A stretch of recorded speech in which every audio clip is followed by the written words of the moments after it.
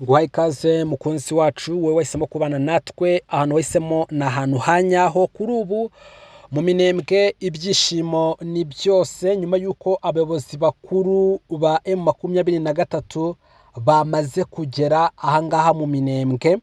Ese kubera iki abayobozi bakuru ba M23 bamaze kwerekeza mu minembwe? Ibi ngibi bya bisobanuye iki? Ibi byose tubigufitiye muri aya makuru. Hanyuma Perezida w'u Burundi Son Excellence Evariste Ndayishimiye akomeje kugura inzira kuri M23, akomeje kuyikundishaho ndetse no gushaka kwigira mwiza no gukomeza kuyireshya. Ese biri buze kurangira noneho u Burundi bwitandukanije na Repubulika ya Demokarasi ya Kongo buze kwihuza na M23 ndetse bitangire binakorane? Ese koko igitutu cyo kuba iyi M23 yaba yamaze gufata Baraka ikaba itangiye kugenzura noneho no muri Tanganyika byaba rimwe mu mpamvu iri gutuma Evariste Ndayishimiye noneho yaba atangiye kwegereza M23? Ibi byose tubigufite muri aya makuru.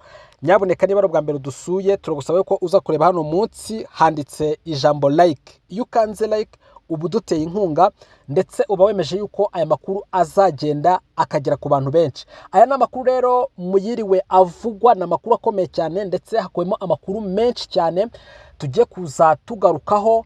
Niba ari ubwa mbere dusuye kandi uze kwibuka gukanda sabone, ariko unadutera inkunga ukande like kugira ngo wemeze kuzahorana natwe. Reka rero amakuru yacu n'ubundi tuze tuyakora muri ubu buryo, ndetse na cyane ko harimo operation zitandukanye. Nyuma y'uko Perezida w'u Burundi arebye akabona nta yandi mahitamo afite, cyangwa se akabura yacira n'ayamira, akitegereza akabona uko M23 iri kwitwara ku rugamba, noneho akareba umubano asanzwe afitanye na Perezida Felix Antoine Tshisekedi Tshilombo, akibuka umubano Kilombo yahoze afitanye na Perezida wa Afurika y'Epfo ariko ubu bikaba byararangiye. Ibi byose birimo bigenda bikururira uyu muperezida w'u Burundi guhinduka umuntu udasanzwe mu kwitegura ndetse no kwitwararika kuri M23. Ese ibi ngibi biri butanga iki kuri uru rugamba rukomeye? Hanyuma ikindi kintu uri bumenye ni inkuru nziza yo ikomeye cyane. M23 yamaze guhabwa green light, cyangwa se yamaze kwemererwa na Leta Zunze Ubumwe za Amerika gukomeza urugamba. Ibi ngibi bisobanuye iki? Reka rero aya makuru yacu tuyahere ku nkuru ikomeye cyane. Abayobozi bakomeye bo muri M23 kuri ubu bibereye mu minembwe, barimo barishimana n'abaturage, barimo barifotozanya, barimo baraserebura.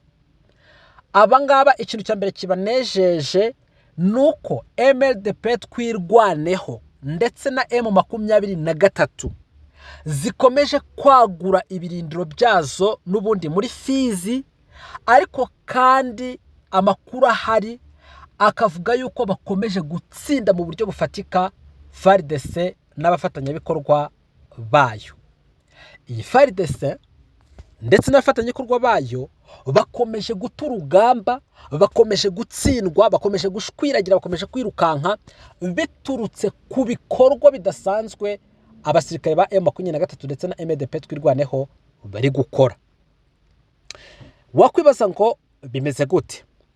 Muri teritwari ya Fizi MLDP twirwaneho na M23 bakomeje kwagura ibice bagenzura, nuko ngo bakomeje gufata ibindi bice, mu gihe FARDC n'abafatanyabikorwa bayo bakomeje guta ibirindiro bagahunga.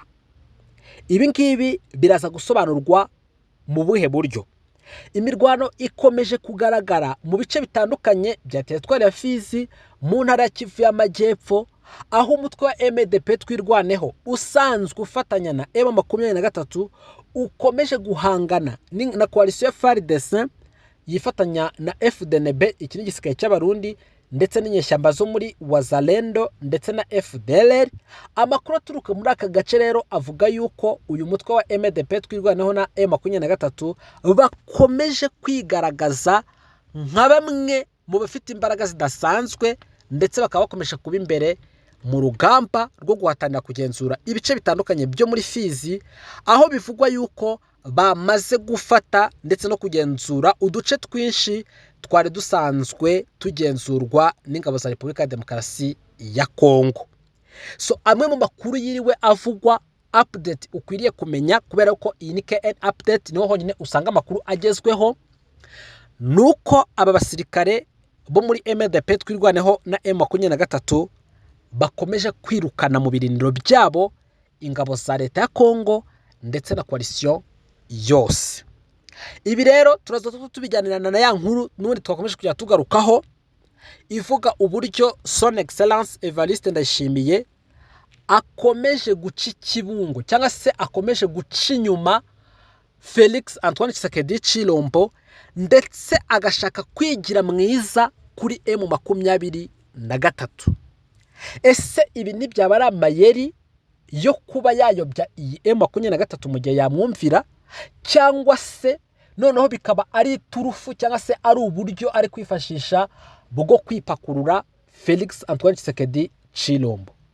Reka nkwibutse ko Uburundi kugeza aka kanya burangajwe imbere na perezida wabwo Son Excellence Evariste Ndayishimiye, nibwo buyoboye umuryango wa Afrika Yunze Ubumwe. Muri uku kuyobora Afrika Yunze Ubumwe, Evariste Ndayishimiye arimo aragaragaza iturufu ari gukina. Abahanga mu bya politiki bagaragaza yuko iyi turufu ishobora kuza kurangira either ibirinduye Felix Antoine Tshisekedi Tshilombo, cyangwa se bikaza kurangira iyobeje M23. M23 ubu tuvugana bishingiye ku kuntu urugamba ruhagaze, bamaze gufata Baraka, nubwo kugeza akanya batari babitangaza ngo wenda bavuye ngo Baraka etombe. Ariko ikintu gihari, iyi M23 ifatanyije na MDP twirwaneho bamaze kwigarurira ibice byose byo mu Minembwe. Uku kwigarurira ibi bice byo mu Minembwe byaragiye bisunika abasirikare ba FDNB n'abasirikare b'Abarundi basanzwe bafatanya na coalition FARDC, bashaka uburyo bwose bakwikura muri SIL, kubera yuko iyi M23 na MDP twirwaneho bakoze icyo bita kubasilinga, babashyize mu gace kamwe barabagota. Bamaze kubagota, aba Barundi bo bashyiraho uburyo bwo kudeklara bati twebwe turemera gusohoka muri iki ahantu mwadufungiye, tukagenda tutarashe tutarwanye, turemera kwigendera. Umuvugizi w'igisirikare cy'u Burundi aherutse gutangaza avuga yuko igihugu cye cyiteguye kuba cyakura ingabo muri Repubulika ya Demokarasi ya Kongo. Ibi ngibi abantu batandukanye babifashe nk'amayeri akomeye, ariko abandi babifata nkaho koko ari ibintu mpamo cyangwa se ari turufu mpamo Evariste Ndayishimiye ari gukoresha, nkuko yemereye Felix Antoine Tshisekedi Tshilombo ko azamufasha.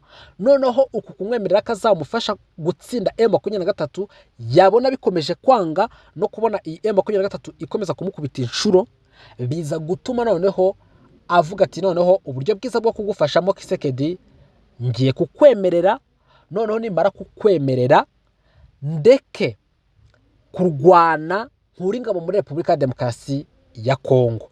Impamvu yatangaje ibi ko ari ukugira ngo yigarurire icyizere n'ubundi cya M23, kubera ko ubushize yasabye yuko akwiye kuba umuhuza hagati ya Repubulika ya Demokarasi ya Kongo ndetse na M23. M23 iza kubitera utwatsi, noneho agatekereza akavuga ngo kuri iyi nshuro ninza kubona kuyingabo muri Repubulika ya Demokarasi ya Kongo ndetse ngakomeza no gukorana business na M23, biri buze kunsunikira mu kumvikana nabo, noneho Uburundi bugaragare nk'umuhuza mu kibazo cya Repubulika ya Demokarasi ya Kongo na M23 kuruta uko byahinduka abafatanyabikorwa. Iyi ni turufu rero ikomeye cyane uyu Son Excellence Evariste Ndayishimiye ari gukina, ariko abahanga mu bya politike bakayibonamo ko ari turufu yo kugambanira Tshisekedi. Ariko abakora bakomeza kuvuga ngo ese uyu Evariste Ndayishimiye wabonye uko perezida wa Afrika y'Epfo Cyril Ramaphosa yatandukanye na Felix Antoine Tshisekedi Tshilombo, noneho Tshilombo agatangira no kumugambanira, agahita yibaza ngo ese nanjye igihe uyu yazabinkorera naramaze gucana umubano na M23 kandi ari imaze gufata ibice byinshi binagaragara yuko igiye kugenzura Tanganyika, amaherezo araza kuba yahe? Ibi rero bigashya bishyira ko ubu Burundi bwamaze kwiyemeza cyangwa se bwamaze kwiha initiative yo guhagarika mu buryo bweruye iyi ntambara ikomeza kuba muri Repubulika ya Demokarasi ya Kongo, ariko hakanikubitaho amakuru avuga ko bamwe mu basirikare bakuru ba FARDC bakomeza kugaragaza ishyari no kwerekana ko batishimiye uburyo abasirikare babo bafatwa ugereranije n'uko abasirikare b'abanyamahanga bafatwa. Ibi bigateza umwiryane muri coalition, bigatuma abasirikare b'abarundi bakomeza kwatikira no gutsindwa, na cyane yuko ngiyo byakomeye abasirikare ba FARDC bariyirukira, abarundi bagasigara ku rugamba. Ibi rero bigatuma Evariste Ndayishimiye akomeza gutakaza abasirikare. Kuri iyi nshuro rero we arimo abwira M23 ati mwebwe nimuze mugenzure iyi minembwe kuko twagerageje kubirukanamo biratunanira, noneho na Fizi mushaka gufata na Kalemi muhafate, twe nta kibyo bitubwiye, na Baraka muyifata ibyo birabareba, ariko twebwe ntabwo tugikeneye kuza mu rugamba muri Repubulika ya Demokarasi ya Kongo.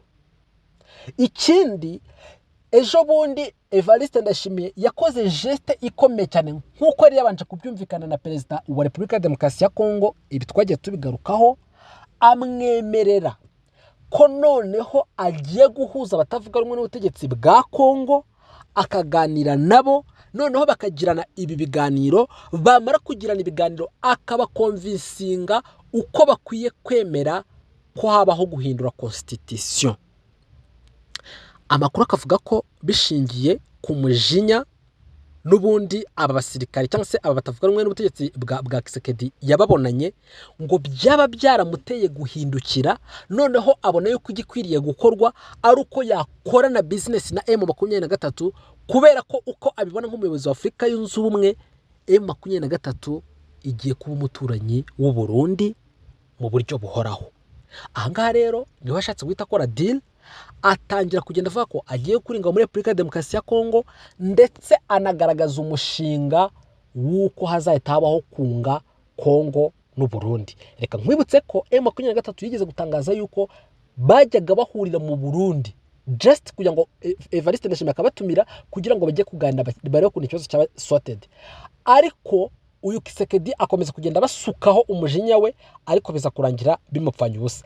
Abenshi bakavuga ngo ese koko ubu Burundi bwabo komeza kwitwara gutya, bibaye ari kwa kwitwara nk'uruvu kugira ngo baze kubona uko batsindira umutima wa M23, noneho bahite bayigambanira, byamera gute? Abandi bakavuga ngo M23 nabo ntabwo ari abana. Ibi ngibi bizarangira gute? Tuzakomeza kujya tubikurikirana ndetse tugenda tubigarukaho mu makuru yacu ataha. Hanyuma rero shuti yanjye udukurikiye bwa mbere, reka nkurarikire yuko ahariho honyine uzajya usanga amakuru agezweho ndetse ukabona mbere y'abandi, ni KN Update. Hano honyine usanga amakuru agezweho ndetse amakuru ukwiriye kumenya. Kuri ubu M23 yamaze guhabwa green light na Leta Zunze Ubumwe za Amerika. Ese kubera iki Leta Zunze Ubumwe za Amerika zakomeje kumva gutaka kw'abanyamurenge? Eida byaciye mu myigaragambyo aba banyamurenge bakoze, byaciye mu maripoti atandukanye yagiye atangazwa na MDP twirwaneho, ariko Amerika ikomeza guceceka. Uyu munsi haje kumvikana ijwi mu nama ya Loni, uhagarariye Leta Zunze Ubumwe za Amerika arero aratinyuka aravuga ngo noneho M23 nirwanirira abaturage. Bigenze gute? Ninde muntu utanze uku guhinduka? Ninde muntu ugaragaje yuko noneho iyi M23 ikwiriye kuba yavugana abaturage? Ibi byose tuzabigarukaho. Stay tuned, ugumene natwe. Shuti yanjye, reba hano munsi handitse like, udukandire like kugira ngo wemeze ko uzahorana natwe. Aya makuru tuzagenda tuyasesengura ndetse tuyagarukeho, uzagenda usobanukirwa ukuri, umenye uko ibi byose byagenze ndetse n'icyaba kibyishe inyuma. Nimukomeze mukire amahoro ya Nyagasani, muri byose duhora tubifuriza yuko ibyo mwerekejeho amaboko byose mwaha kandi mukaronka, ariko nyaboneka uramutse usangiye natwe ijambo muri aya makuru ukareba hano munsi handitse commentaire cyangwa se comment, wakwandika igitekerezo cyawe maze tukashobora kujya tubana 5 kuri 5, ariko kandi niyo uhise ukanda s'abonner cyangwa subscribe n'akazoya kazuka gakanda, icyo gihe ubushimangiye yuko uzahorana natwe byiteka ryose. Nimugire amahoro, turabakunda cyane.